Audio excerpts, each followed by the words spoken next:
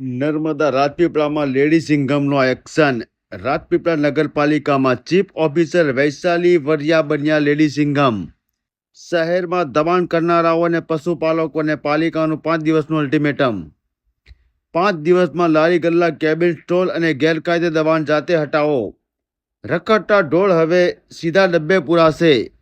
દબાણ નહીં હટાવાય તો પાલિકા કાર્યવાહી કરશે અને તેનો ખર્ચ પણ સંબંધિત પાસેથી વસૂલાશે.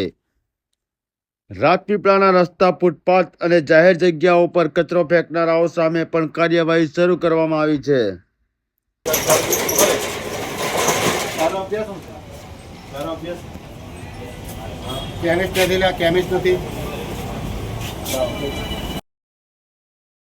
લારી ગલ્લા, કેબિન, બોર્ડ પાટિયા કે રસ્તા પર માલ સામાન રાખનારાઓને 500 થી 1000 સુધીનો દંડ.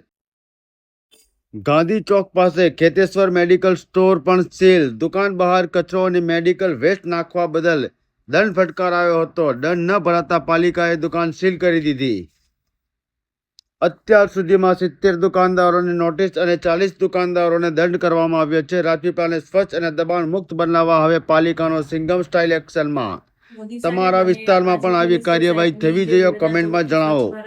ચલાવ્યું છે તેમના ભાગરૂપે રાજપીપળા નગરપાલિકા દ્વારા છેલ્લા 7 દિવસથી કન્ટિન્યુઅસ સફાઈની, રખડતા ઢોર અને ઘણા ટાઈમથી જે લારી ગલ્લાઓ પડ્યા છે તેમને સાફ કરી અને નગરને સ્વચ્છ બનાવવા માટેનું અમે મિશન કરેલું છે. અને જેના ભાગરૂપે 70 થી વધારે એવા લોકો જે ગંદકી ફેલાવે છે, જેમનું લેગેસી વેસ્ટ છે, તેમને નોટિસ ફાળવેલી છે અને 35 થી વધુ પાસેથી દંડ ફટકારેલો છે.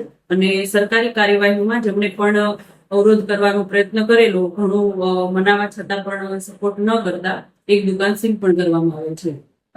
જાહેર નિવિદા પણ બહાર પાડેલી છે કે જેમાં 20 તારીખ સુધીનું, 20 ઓગસ્ટ 2026 સુધીનું અલ્ટિમેટમ આપેલું છે. 20 ઓગસ્ટ પહેલા જેમના પણ ઢોર જે રખડતા રસ્તા ઉપર છે તો એમને લઈ લેવા. બાકી ત્યાર પછીથી તેમને કલેક્ટ કરી અને પાંજરાપોળ મૂકી દેવામાં આવશે. આપ સૌને નમ્ર અરજ છે કે સ્વચ્છ ભારત મિશનમાં આપ સૌ જોડાઈએ અને